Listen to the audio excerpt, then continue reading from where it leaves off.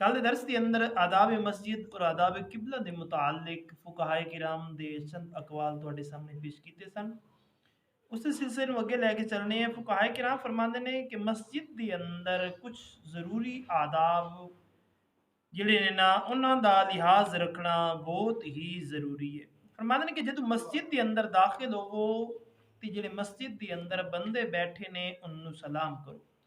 لیکن اس وقت جدوں او لوگ ذکر دے اندر، درس دے اندر اور نماز دے اندر مشغول نہ ہوں۔ اگر او لوگ نماز پڑھ رہے نے یا درس دے رہے نے یا اس تو علاوہ تسبیح و تحلیلات دے اندر مشغول نے یا قرآن پاک دی تلاوت کر رہے نے، پھر تسی خاموشی دے نال اپنے دل دے اندر سلام کرو، السلام علینا من ربنا وعلی عباد اللہ الصالحین، یعنی دوسرے تک اس چیز دی آواز نہ آوے تاکہ لوگ ذکر اللہ نو چھڈ کے تہاڈی طرف جڑے متوجہ نہ ہوں۔ فقہائے کرام فرماندے نے وقت مکرو نہ ہوئے تے 2 رکعت تحیت المسجد ادا کرو، یعنی تسی مسجد دے اندر داخل ہوئے ہو اور مکرو وقت نہیں ہے جس دے اندر سجدہ جائز نہیں ہے، جدو سورج نکل رہا ہوئے، جدو سورج سر دے برابر آ جاوے اور جدو سورج ڈوبن لگا ہوئے، اینا 3 وقتوں تو علاوہ اگر تسی آئے ہو تواڈے کول وقت موجود ہے تے 2 رکعت نماز تحیت المسجد ادا کرو۔ فقہائے کرام فرماندے نے خرید و فروخت جڑی ہے نا وہ مسجد دے اندر نہ کرو، اپنی سودا بازی جڑی ہے نا، کوئی چیز بیچنا، کوئی چیز خریدنا، خرید و فروخت دے جس طرح اعلان کیتے جاندے نے مسجداں دے اندر فلاں جگہ تے فلاں فروخت ہو رہا ہے، فلاں جگہ تے فلاں فروخت ہو رہا ہے، اس چیز تو فقہائے کرام نے منع فرمایا ہے۔ فرماندے ننگی تلوار مسجد دے اندر لے کے نہ آئے، ننگی تلوار لے کے مسجد ہاں اگر میان دے اندر ہے تے پھر اس دی ممانعت نہیں ہے، لیکن ننگی سریام تلوار لے کے آنا مسجد دے اندر جائز نہیں ہے۔ فقہائے کرام فرماتے ہیں گمی ہوئی چیز مسجد دے اندر لبنا جائز نہیں، باہر کوئی چیز گم گئی ہے قاری صاحب اعلان کرو ساڈی منج گواچ گئی ہے، ساڈی بکری گواچ گئی ہے، ساڈی بھینس گواچ گئی ہے، ساڈی گائے گواچ گئی ہے، جڑا آج کل معمول چلے آ رہا ہے، فقہائے کرام نے اس چیز تو منع فرمایا ہے کہ مسجد دے اندر گمی ہوئی چیز نہ لبو، اس دا اعلان نہ کرو۔ میرے اعلیٰ حضرت عظیم برکت کو دوں ایک شخص نے آکھیا مینوں اجازت دیو میں مسجد دے اندر اعلان کرنا چاہنا، آپ نے بھی منع فرمایا، اور حدیث مبارکہ دے اندر بھی آندا ہے کہ آقا علیہ الصلوۃ والسلام دی پاک مرتس دے اندر ایک شخص نے آکھیا کہ میری یہ چیز گم گئی ہے، حضور نے بلکہ اعلان سنی ہے تو حضور نے ارشاد فرمایا اللہ کرے او تیری چیز لبے ہی نہ، جس نو تو مسجد دے اندر لب رہے ہیں، کیونکہ مسجد خانہ خدا ہے، یہ صرف اور صرف عبادت دی جگہ ہے، گمی ہوئی چیز لبن دی جگہ نہیں ہے۔ اور میں نے ذکر دے سوا آواز بلند نہ کرے، مسجد دے اندر اگر تہاڈی آواز بلند ہوندی ہے تے اللہ دے ذکر دے اندر، رسول اللہ صلی اللہ علیہ وسلم دے ذکر دے اندر، قرآن دی تلاوت دے اندر اینا چیزاں دی آواز بلند ہونی چاہیے، اس دے ماں سوا اپنی گلاں باتاں لڑائی جھگڑے دیاں آوازاں مسجد دے اندر بلند نہیں ہونی چاہیے۔ فرمانے دنیا دیا گلاں نہیں کرنیاں چاہیے، لوگاں دیا گردناں نہیں پھلانگنیاں چاہیے، اگے جڑا بندہ بیٹھے انہوں بیٹھ دیو، اگر جگہ ہے تو سائڈ تے بیٹھ جاؤ ورنہ تسی پیچھے بیٹھ جاؤ، بجائے اس دے کہ تسی انہوں نے گردناں چھلانگ کے اگلی صف دے اندر آؤ، اس چیز تو بھی منع کیتا گیا۔ جگہ دے متعلق کسی دے نال جھگڑا نہ کرو، ایتھے تو کیوں بیٹھے ایتھے تے میں بہنا سی، اللہ تبارک و تعالیٰ دا کر رہے، اس دے اندر نہ کوئی بحث و مباحثہ ہے اور نہ ہی کوئی جھگڑا ہے، جنہوں جس جگہ دے اوتے جگہ مل جاوے بوے ذکر کرے، نماز ادا کرے، جو اس نے عبادت دے معاملات اپنے ادا کرنے نے وہ بے شک کرے۔ فرماندے نے اس طرح نہ بوے کہ دوسرے واسطے جگہ ہی نہ بچے، اینا کھلر کے بوے کہ جگہ بھی تنگ ہوئے جی بھی چوکی ہوئے، تو جیوں جیوں زیادہ کھلر کے بوے، اس چیز تو بھی فقہائے کرام نے منع فرمایا کہ نمازی دے اگے بھی نہ گزرے،